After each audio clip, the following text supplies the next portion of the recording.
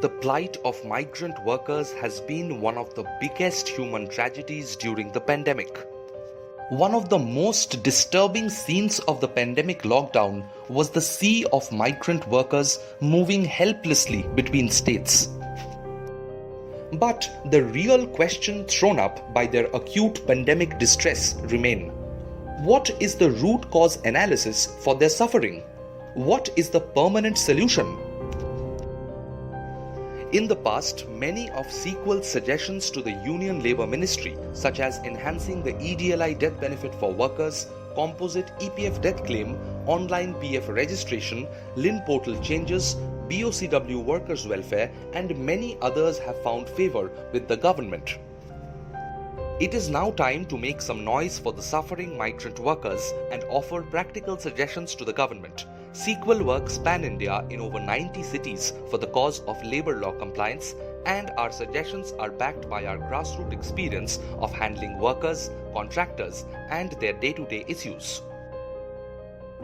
The Interstate Migrant Labour Act was enacted in 1979 to safeguard the interest of migrant workers and to provide fair working conditions for them. It was made applicable to every establishment in which 5 or more interstate migrant workmen are employed and to every contractor who employs 5 or more interstate migrant workmen on any day of the preceding 12 months. Unfortunately, even though this act showed great vision in directing employers and contractors to provide for transport and relocation allowance, medical insurance, and residential accommodation for interstate migrant workers, this act was never enforced. And unlike other labor laws, this is not being stringently implemented by the authorities. Why migrant workers are suffering? Root cause analysis. Let's face it. The reason migrant workers are suffering is because they are unable to cast their vote.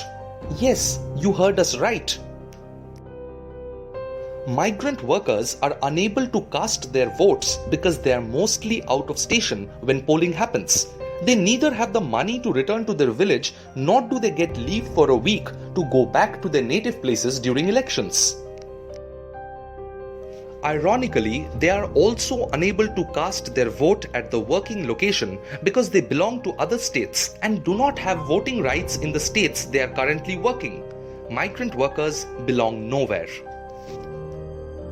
They are left stranded in a no man's land.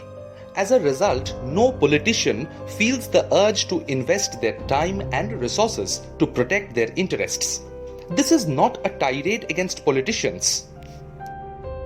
The lack of political will at the local level is a clear indicator that migrant workers are suffering because they are disenfranchised. Here is our 3-point practical plan for the central government to cut this acute problem at its very root. Briefly, these 3 important suggestions are: right to vote at the current workplace, issuance of migrant worker ID card through a central department like the EPFO, and entire migrant worker administration should be controlled and monitored by that central organization. Housing facility, ration facility, unemployment insurance, force majeure insurance, medical insurance facility should be provided through this migrant worker ID card. 1. Give them an ID. All migrant labourers must be provided with an ID card linked with their Aadhaar card. Such an ID should have a 5-year validity. This card will remain valid in any state throughout India. It should be renewed every 5 years. This ID card should also double up as a ration card and allow them to draw rations in whichever state they are working. Since migrant workers are a floating population, the issuing authority for these cards should be the central government only. Geotechnology should be used to track their movement between states. It should be ensured through technology that they can cast their vote only once in any one constituency only. Any migrant worker holding this card should be able to cast their votes wherever they are located during polling time for earning their livelihood. This will be treated as a special floating population franchise and shall be tracked through Geotech to ensure that only one vote is cast by one migrant worker.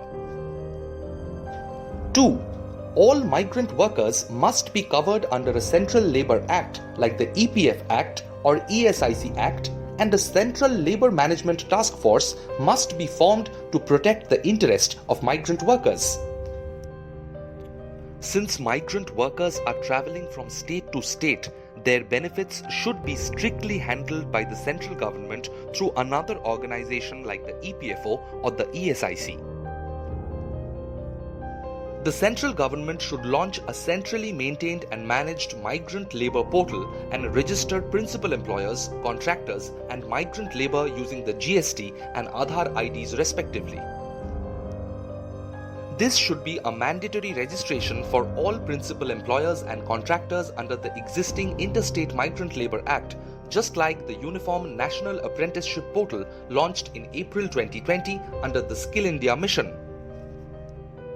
The central government should also display the list of all jobs available for labour in different states in this portal itself so that migrant labour may easily search for job opportunities within their own state and need not migrate unless there are better opportunities elsewhere. The model of the recently launched National Apprenticeship Portal under the flagship Skill India mission may be followed. Apart from PF and ESI, an active unemployment insurance plan to cover temporary job loss and a pandemic or force majeure insurance must be provided to guard against the acute distress caused to migrant workers due to pandemic-like situations. Like the National Apprenticeship Portal, the central portal should monitor and dispense these benefits. Taking a cue from the Interstate Migrant Workers Act, the central government should also build residential colonies for migrant workers in collaboration with state governments which are close to industrial hubs. These may be rented out to migrant workers at a nominal rent which may be collected through employers or contractors who are deploying these workers. Rent payments can also be transmitted through the online migrant workers portal, just like the newly launched apprenticeship portal, which tracks the stipendiary payments to apprentices. Quoting the great Swami Vivekananda, "Service to man is service to God, and it is a sin to remain silent in the face of this great human tragedy."